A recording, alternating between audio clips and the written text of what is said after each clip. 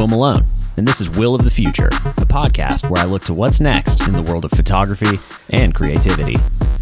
I have been a pack mule for my whole life. And when you're a camera haver for as long as I've been, you find yourself carrying around a whole studio of tools with you wherever you go. When traveling the lightest, I've usually gotten down to a camera bag, a laptop / miscellaneous bag, and a rolling suitcase for clothes. But between airlines squeezing their travelers and just being tired of toting around a bunch of stuff across cities or hotels or on the road, I've decided to just go a little more minimalist.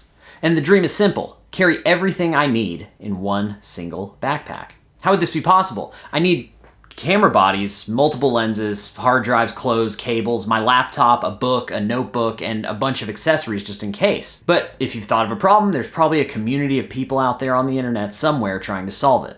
So I found the R1 bag community on Reddit, where there are tons of people who religiously pursue the low-stress one bag lifestyle. And I want to be one of those people. I am determined to be one of those people. Another big key to the one bag lifestyle, in my opinion, is a life raft bag. Basically, it's a tiny auxiliary bag within your big bag. In my case, it's a fanny pack large enough to hold my Fujifilm X-E4 camera and a few other things. This keeps me from having to always have my whole backpack on me at all times so that I can go further minimalist throughout the day. And one of the big problems with carrying a ton of camera gear is, yes, you have to keep track of a lot of expensive stuff, but all that expensive stuff can also be a creative hindrance. I used to be a prime lenses only guy, so I'd be walking around with a 24mm, a 14mm, and an 85mm lens with me at all times, and when I would see a shot, my mind would mentally go through which lens would be best.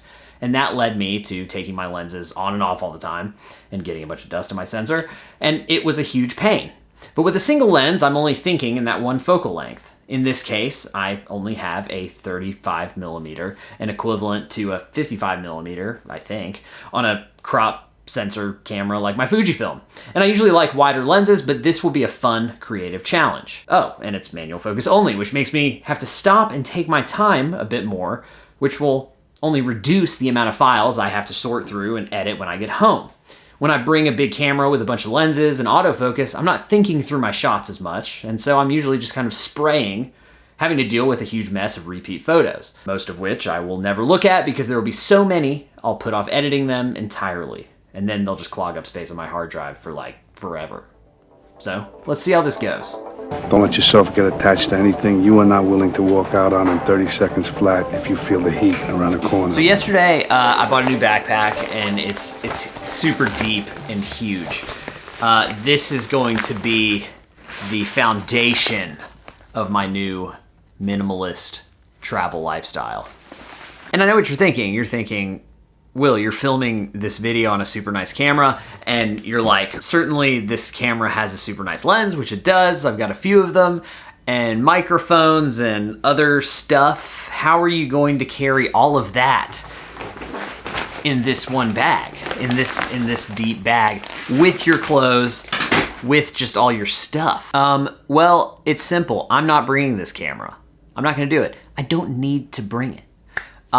This trip I'm about to go on, I'm going to New York City, it's not like it's not really a work trip, so I don't have to bring all my gear. And besides, when I take pictures for fun, all I'm doing is carrying around this little guy. This is my Fujifilm X-E4 camera, and it's super small, and it fits in like a fanny pack, and this is all I need. I'm just bringing this one lens too. It's a manual focus 35mm lens that goes all the way to f.95, which is pretty cool.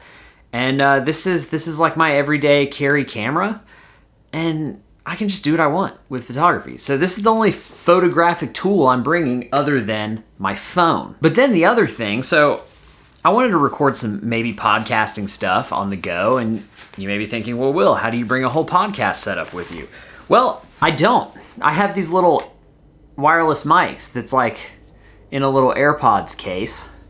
And yeah, I can plug the little unit into the bottom of my phone, and then I have like a little lapel mic, and I can talk into it, and it sounds really good. In fact, I just filmed a video with these, and they sound great. So this can just be tucked away in like a pocket, and then I have like a whole like audio system. Yeah, I downgraded my laptop. I used to have a 15-inch MacBook Pro, and I now carry like a 14-inch. It's smaller and lighter, and the battery lasts for a ridiculous amount of time. This is the M1 or whatever, so it's just everything is shrinking in my life, and that has allowed me now to carry everything in one bag. So let's pack this thing up and see how it goes. I've got a bag, laptop, packing cube full of rolled up shirts, and an extra pair of jeans. A packing cube full of underwear and socks. A Herschel fanny pack as my EDC, basically my everyday carry, what I would be walking around with. Various cords and chargers. A Nikon L35AF point and shoot film camera with 2 rolls of film. DJI wireless mics, I'm using one right now.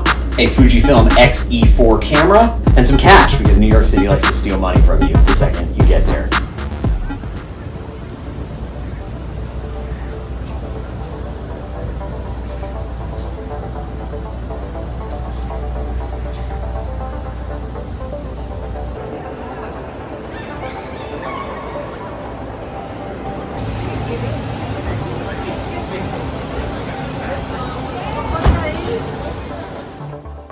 Okay, so far, we're actually on the last day of our trip right now. How's it been so far? Good. Tiring. A lot of walking. Yes, a lot of walking. We walked over 15 miles yesterday. And probably like over, 7 or 8 the day before. And that was only like half a day.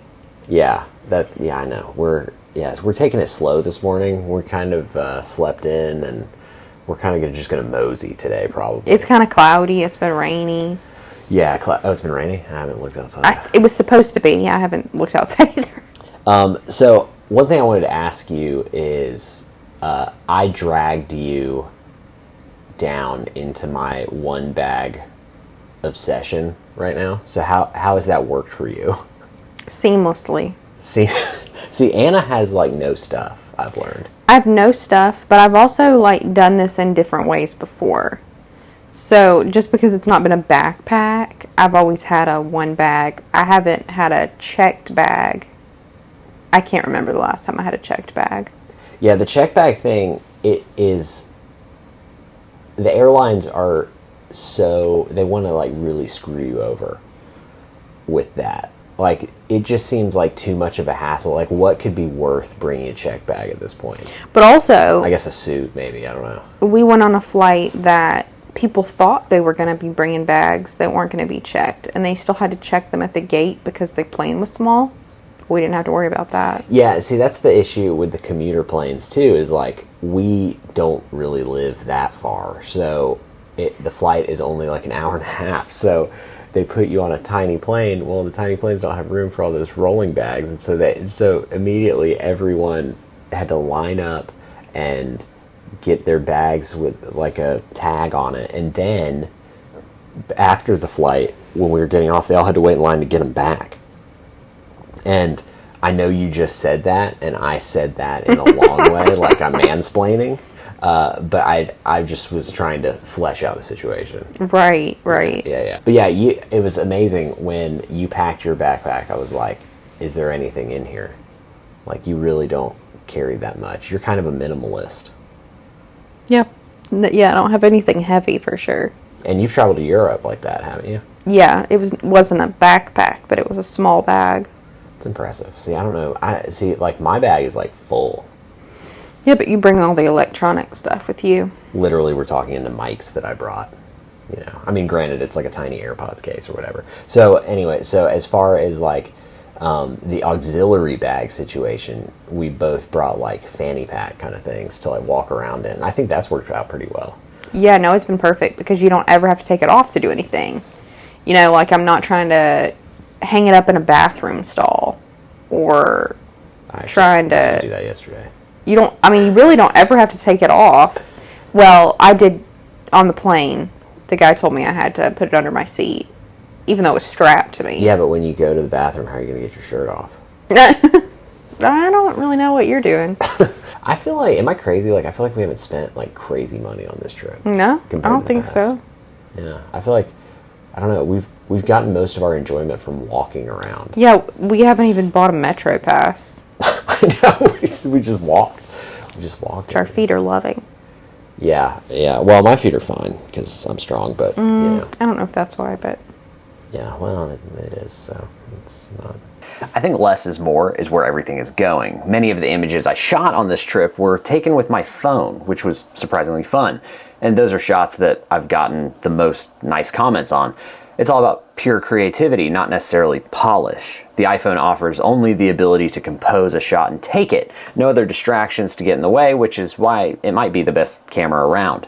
The whole one bag thing is really just an attempt for me to squeeze everything I can out of very little and have more freedom of movement and less to worry about. It's really the thesis for everything I do lately. And I'm trying to test how far I can personally get as creative as possible with as little as possible. Another thing about this trip, it's been 3 years since I flew on a plane after a life of growing up on planes. And not only that, but I've been spending time mostly in small towns due to my pursuit of the small town photo project. Visiting New York City was a welcome shakeup to my shrunken world I'd been living in over the past few years. And I haven't been there since 2019, which might as well have been a decade ago. The long wait helped me gain appreciation for it, especially after driving crazy distances all the time, and made it feel fresh and exciting again. I think it's easy to take stuff like air travel for granted. New York City is a shot in the arm and a great reminder of what's going on out there. It was so refreshing and weirdly restful. Truly, I don't think I've seen that many people since pre-COVID. And it has been easy for me to feel somewhat isolated in my own bubble where I almost didn't even realize it. And travel wears us out if we do it a lot, especially if we just go to the same places over and over. It can be a good mind reset though, if we travel to places that are actually worth traveling to. And I think New York City is one of those places. Here we are, Marv. New York City, the land of opportunity. Smell that? Yeah. You know what that is? Fish. It's freedom. Thanks for listening. If you like what we're doing here, go leave a review on Apple Podcasts. You can follow me on Instagram at Will Malone, Twitter at Will Malone 365, and you can check out my website over at willmalone.com.